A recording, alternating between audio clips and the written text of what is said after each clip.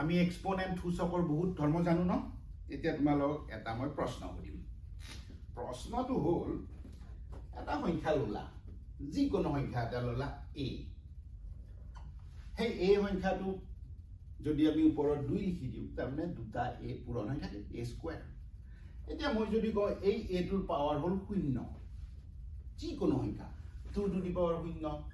3 to the power 0 10 to the power 0 সবকেটা এনেকুৱা লিখিব এইটো মানে কি 3 টু দি পাৱাৰ 0 মানে কি 10 টু দি পাৱাৰ 0 মানে কি এটো কনফিউজন হৈ গ'ল পাৱাৰ মানে আমি কি কওঁ পাৱাৰ মানে আমি কওঁ যে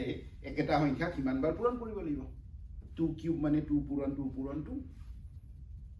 2 টু দি পাৱাৰ 0 মানে কি 2 লগত 0 বাৰ পূৰণ কৰিব লাগিব 0 টা 2 থাকিব লাগিব খন খেলি মেলি হৈ গ'ল ন অকমান 0 টো সদায় খেলি মেলি কৰে চাও এতিয়া কি হয় এটা তোমালো এই 0 টো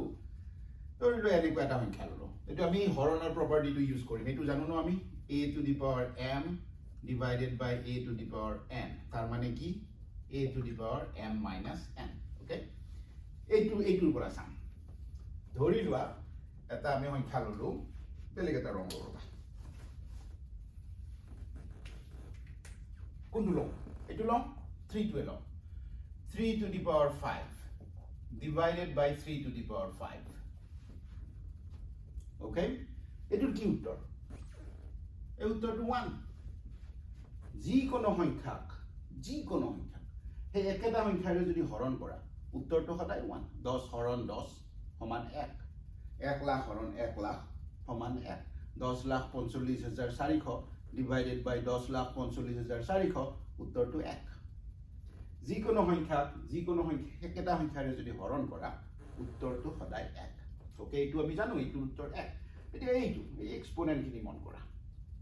এই এক্সপোনেন্ট খিনি এক্সপোনেন্টৰ ধৰ্ম সূচকৰ ধৰ্ম মতে কি হ'ব উপৰৰ নাম্বাৰটো m 5 তলৰ নাম্বাৰটো 5 minus 5 এইটো সমান কি 1 তাৰ মানে কি হ'ল 3 to the power 5 minus 5 মানে কি 0 3 to the power 0 মানে 1 কেনে ম্যাজিক দেখিলে নে নাই যিকোনো সংখ্যাৰ যদি পাৱাৰটো 0 হয় কি সদায় 1 তোমাক যদি এতিয়া কো 1 সংখ্যাটো 1 এই 1 নাম্বাৰটোক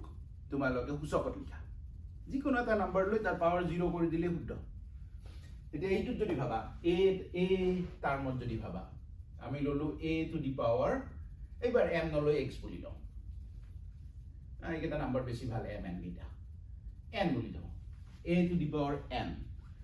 divided by a to the power no m আৰু n লেখা যাওক ন কনফিউজ হৈ যাম নহলে a to the power m divided by a to the power m একেটা সংখ্যা একেটাৰে হৰণ কৰিছো তাৰ মানে উত্তৰটো 1 সূচকত হ'ব a to the power ওপৰৰ m2 minus তলৰ m2